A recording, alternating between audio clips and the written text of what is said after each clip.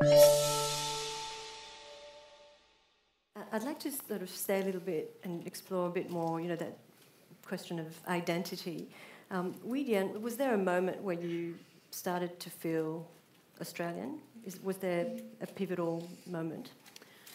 I don't think there was a moment because I came to Australia at the age of 5. So for me, growing up, as I mentioned earlier, I never felt conflicted in what my identity was. I was Australian, I was Iraqi, and that was that. There was no issue.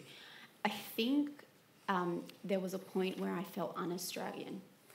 Gosh, I hate that term, but that was the point that I felt un-Australian. Were you made to feel that way? Or I was. So I started wearing the hijab 2 weeks before 9/11, and at the time it was very experimental. So for school photos, I take it off. If it was a hot day, I take it off, and I was still quite young. And I remember on the day of 9/11, my mum told me not to wear it to school, and she goes, "Oh, just don't worry about wearing it today," and I wanted to wear it. And I was walking, and the house that my family was living in is right next to the school. So I was walking to the school, and a gentleman threw a Mount Franklin bottle at my head from the window and said something along the lines of, "Get off the street, you terrorist." So that for me was an introduction to me being not Australian and not belonging. But I never really internalised it. So when I reached E7 and E8 in high school, I was bullied severely for 2 years by a student who spat at me, who would take my lunchbox and put paint in my sandwiches and all these kind of horrible things. And still, I never felt like I shouldn't be here. I knew I had a right to be there. But for some reason, I never internalised it. And I think that's because I had a strong base and a strong identity at home with my parents. When I go home, I speak Arabic, and that was my safe haven. But I never felt like, there was a point where, okay, you're a migrant, but you don't belong here. People made me feel that way, but not necessarily all the environments that I was involved in made me feel like that. Mm-hmm.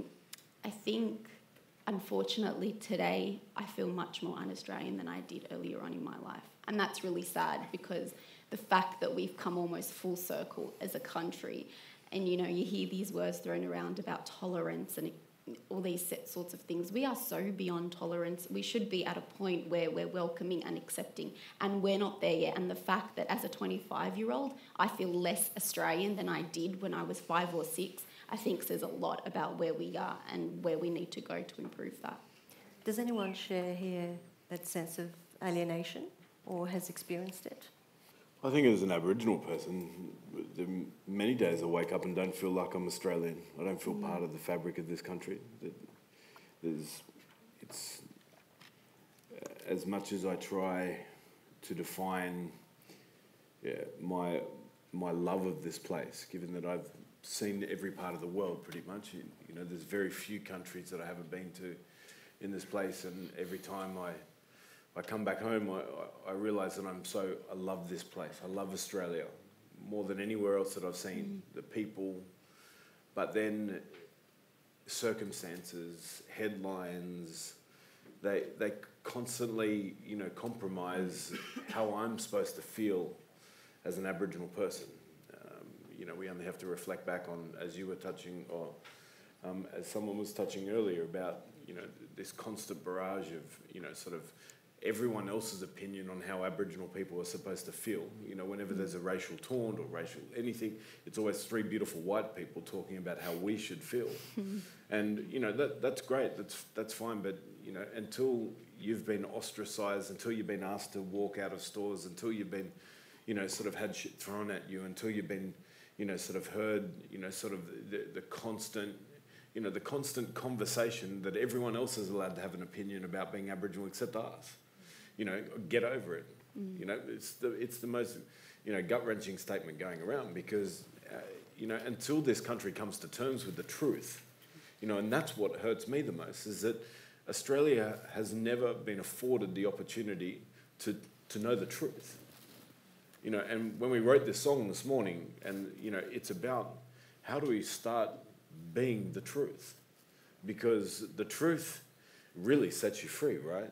And it's one of the things that I've made my living out of, is not speaking with hatred or hurt, as much as it hurts sometimes, but to understand that if I want people to come with me, I have to invite them with a sense of love. So I have to compromise my own pain, my own trauma, to say, come on, let's get on this boat. But what it does, it gives me the ability to talk about the truth. Is that, my grandparents my father was born not a citizen of this country. He was born as flora and fauna.